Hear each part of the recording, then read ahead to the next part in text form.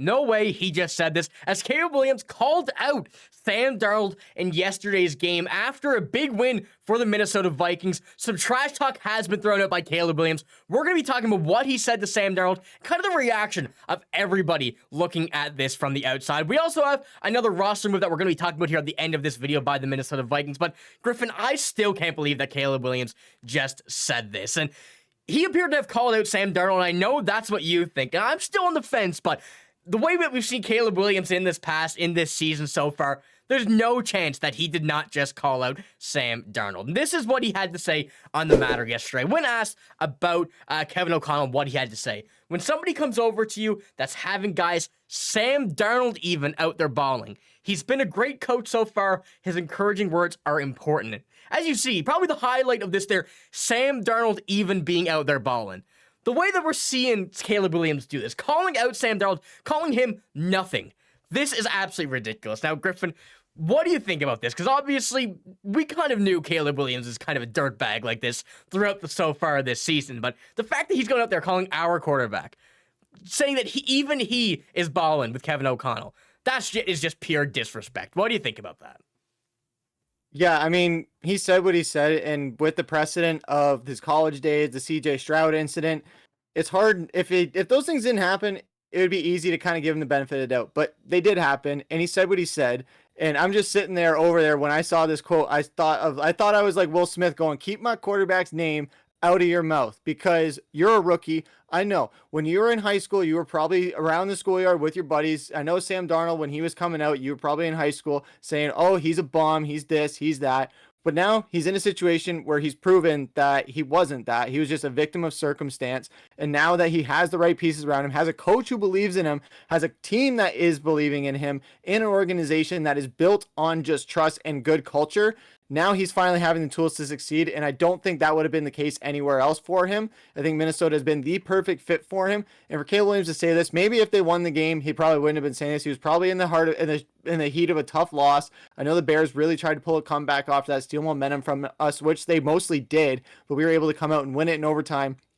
So it's a heartbreaking loss for him. I get that he's upset, but it reminded me a lot of when Cam Newton lost Super Bowl 50, and we saw that post-game interview. We saw the lack of humility that he displayed in that post-game interview. I know he was praising Kevin O'Connell when he was saying this, but he didn't have a fully thought out kind of answer for it. It was kind of backhanded comment, bit of a backhanded slap in the face, really. And then you look at what Sam Darnold said, which we're going to get to in a second, where it was just the completely opposite way. Yeah, and I just wanted to pull up exactly kind of what you said there as well. The reaction that a lot of people are saying, Kevin O'Connell, he's praising him, and it just kind of really came out in the weird way, like just saying that he acknowledging Sam Darnold's past, but knowing that is Caleb Williams, and knowing what he's been able to, or what he's been doing in his NFL career and his college career, it really just comes out a certain way just because it's Caleb Williams. And now, this is really what kind of my mind was at first, but then kind of looking back at it, kind of following what you, Griffen, as well, what you're thinking here. But while Williams' comments may not have been directly disrespectful, it's fair to see that why many would think they're considering Darnold's NFL career, since being taken a number 3rd overall pick in the 2018 draft,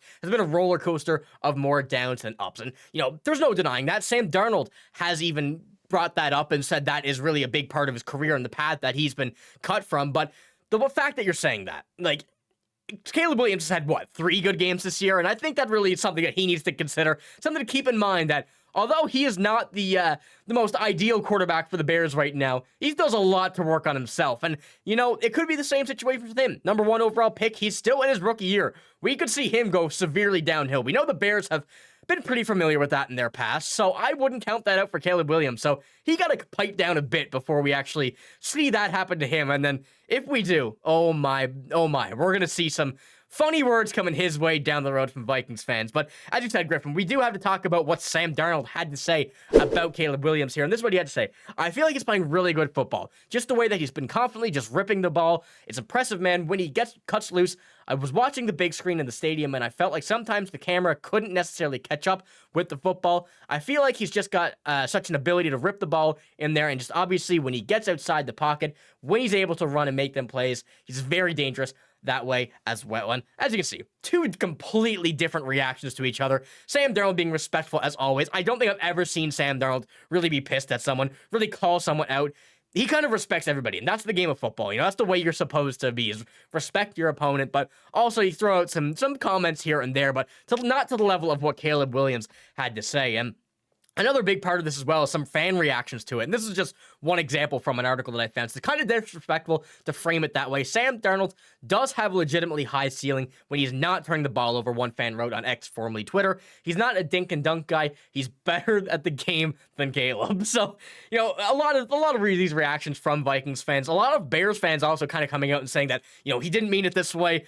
We don't want to get ahead of ourselves, but are we really serious about that? Do we really think that is? So, Griffen, as you mentioned, what do you think about what Sam Darnold had to say? Kind of how that goes back and forth with what Caleb said about him. I love to see Sam taking the high road here. We see that with many Minnesota Vikings where they take the high road. That's what this organization is built on, is just class, whether it's in the face of a loss, in the face of a big win, or just getting screwed over by the refs like we did against LA. We just take it as it is. We take the high road and we just focus on next week. That's what Sam's doing. All I can say is Monday Night Football, when the Bears come to Minnesota, Caleb Williams is in for a surprise. I think our defense is going to set our season high as far as sacks in a game, specifically because of this. Our defense is going to come out riled up, really pissed off, saying, hey, you want to say this about our quarterback? Hey, we didn't bully you enough the first time? All right, let's make you remember this time. So I think Brian Flores is looking at this going, all right, let's start licking our chops. Let's start game planning for Monday night coming up in a few weeks. I know Arizona is going to be at the forefront of their minds, but this is definitely going to be something where, like the Lions game at the end of the season, this Bears Monday night game when they come to Minnesota is going to be rowdy. It's going to be circled on the calendar, and it's going to be fun to watch, and I can't wait to see this defense just feast on him even more than they already did. Yeah, and I guess a good way of thinking as well is the Bears are still playing backyard football, schoolyard football. Well, the Vikings are in real serious playoff chances. So let's just take that and wait until we see where this goes down the road for the Bears. But, we still have more news with this as well. But it definitely does seem like Caleb Williams is calling out Sam Darnold in this case. Even though if he didn't, it still comes off that way just because of the player and the guy that Caleb Williams is. But Griffen, we have another big update for the Vikings, and this was a roster move, something that we haven't really seen in quite some time. It feels like that is not related to the IR, and this one came out today. Unfortunately, on his birthday, Nick Muse has been waived by the Minnesota Vikings. And do you think this is a result for any moves that are pending to come, or do you think this is just a move that we're kind of working with the IR and stuff? There's a few things that could happen. We've been linked to a few other players, but really, there's a lot of stuff that could potentially come out of this, Daniel Jones being one of them. However, I hope that's not the case, but do you think this is a direct move to anything related, or do you think it's just something to clear up a bit of space off the IR? I think it's more of the latter. I think we're seeing a bit more guys come back from IR lately. We're seeing guys get activated off their window. So it makes sense to make a move like this, especially when our tight end room has just suddenly gotten really crowded. We got TJ Hawkinson. Obviously, he's the stud that he is.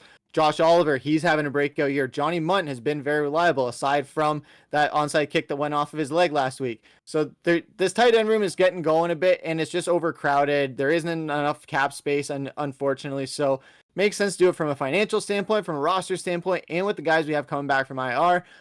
If Daniel Jones is the case, absolutely not. Stay away from that with a 10-foot pole. Don't even go near it. Let the Browns or somebody pick him up. I know they're going to be in need of a quarterback. I know Jameis Winston will probably go somewhere else and maybe hopefully get back into a starting position. If that's the case, send Daniel Jones to Cleveland. Let Cleveland just deal with that problem. So that's why I think that this was just more of just a roster move, more of just a move cap around, and because of the guys that have coming off of IR in their window right now. Yeah, and I've seen something that I'm not sure if this is exactly correct, but he's currently their backup long snapper. And with Andrew DePaulo coming back soon enough, there had to be a move made to keep McQuaid in this lineup. So I think that's probably what it is to do. But as far as we know, it is just a move to make a bit of room off the roster coming off the IR. So that's all we got in this video. Let us know what you think about this Caleb Williams little incident, I guess we'll call it. And what do you think his reaction is going to be when he gets to Minnesota for Monday Night Football? We have a big few weeks ahead of us, and I'm very excited to see how that goes against the Bears next game. But Griffen, you got anything before we finish this one off? Can't wait to head into an Arizona game where hopefully we can get another win, keep pace with the Lions. That's going to be the major thing for the rest of this season. I know everyone's talking about playoffs.